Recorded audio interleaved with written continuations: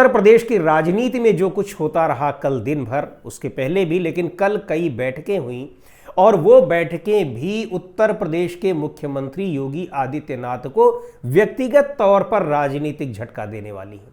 ये मामले को तो हम जो कोर्ट से मिला है इसको मान सकते हैं कि योगी सरकार को इससे झटका मिला, लेकिन जो बैठकें हुई है कल, सत्र चल रहा है उत्तर प्रदेश में और विधानसभा सत्र के दौरान वहां पर लखनऊ में बीजेपी के कुछ विधायकों की बैठक हुई और बड़ी महत्वपूर्ण बैठक है। आपको पता है कि उत्तर प्रदेश में राजनीति में जातियों का कितना महत्व है और ये बैठक हुई, ब्राह्मण विधायकों की बैठक हुई। इन ब्राह्मण विधायकों की बैठकों, ये पीएन पाठक है, बीजेपी के एमएलए हैं, उनके घर पर ये बैठक हुई और डिनर पार्टी आयोजित की गई।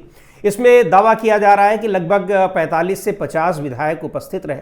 कुल 56 ब्राह्मण विधायक हैं भारतीय जनता पार्टी के उत्तर प्रदेश में। उनमें से ज़्यादातर विधायक, इसमें 2-4 को छोड़ दिया जाए तो लगभग सबकी उपस्थिति का दावा किया जा रहा है।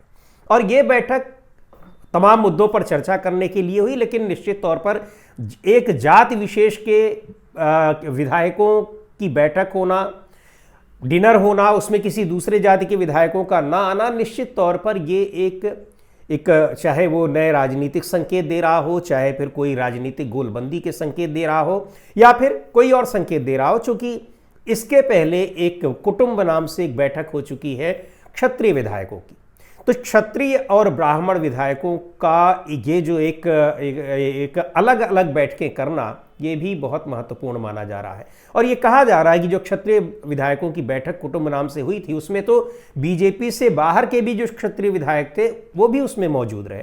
हालांकि ये जो कल पीएन पाठक के घर पर जो डिनर पार्टी थी, उसमें कहा जा रहा है कि इसमें जो ब्राह्मण विधायक थे वो भारतीय जनता पार्टी के ही ब्राह्मण विधायक थे, उसमें दूसरी पार्टियों के ब्राह्मण विधायक नहीं थे।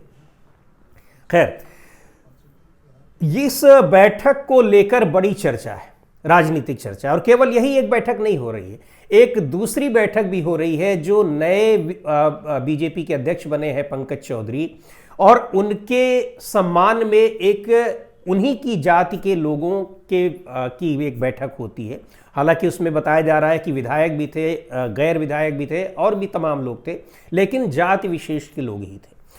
पंकज चौधरी को सीधे सीधे ये बताया जा रहा है कि, और इस पर हमने द ग्राउंड रिपोर्ट में भी एक वीडियो किया हुआ है, बहुत विस्तार से उस पर चर्चा की है कि ये किस तरीके से राज्य सरकार पर संगठन की नकेल लगाने के लिए यहाँ केंद्र के प्रतिनिधि के रूप में भेजे गए।